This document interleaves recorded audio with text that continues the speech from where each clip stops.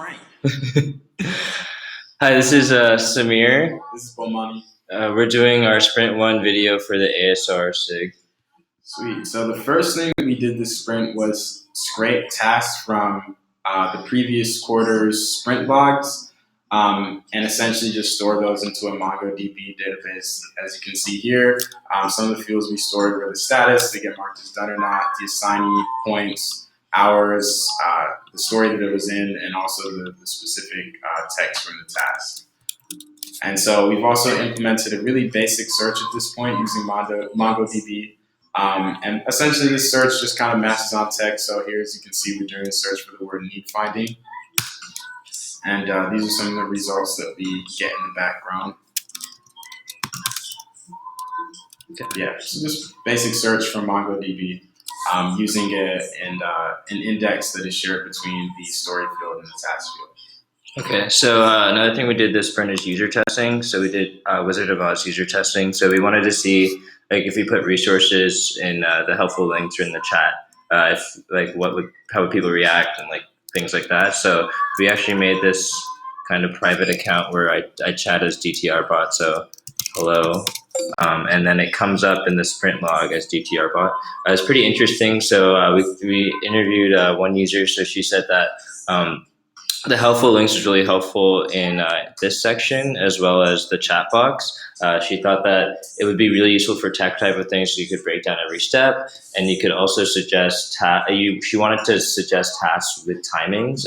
We thought this was going even deeper to say like users may not actually trust the task, so like how to get people to really trust what we tell them. Another user actually just straight up closed the chat window, but she liked all the like helpful links in here, as well as she thought that. There's a lot of context switching problems that this could address. So like you don't have to go through Google and stuff and find links, as well as suggesting like a panel with cards for a Google extension and like reducing the cognitive overhead of organizational tools. We also interviewed another user. He actually didn't notice any of the bot activity, including both the links that were being entered into the spreadsheet and the chat, even though the window is open. But after talking to him retrospectively, we found that he preferred to have the additional information placed somewhere into the spreadsheet because that helped to link the task to the resources that we were providing or the best practices that we were providing. And additionally, he felt that he was a little bit confused about the entirety of the sprint planning tool because he has his own very detailed task management process, which kind of affects his usage habits as far as how he enters things. And that's what we do. So we also went over design arguments. So our design arguments and such as like our users, our outcomes, our user needs, our design needs, our building, our interface. We did all of that. We started at the sprint. A picture right here is of the architecture diagram.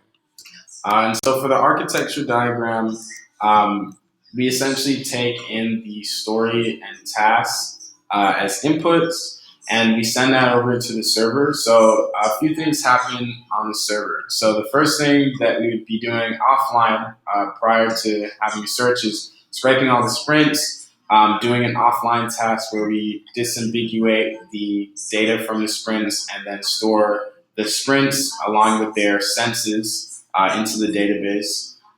So in real time, when someone actually enters in a task, it gets sent over to the server, and we go through a natural language process algorithm which disambiguates the input using PyWSD for word senses, and then computes a similarity coefficient between the input task and every task in the database using like a matching weight by par type matching.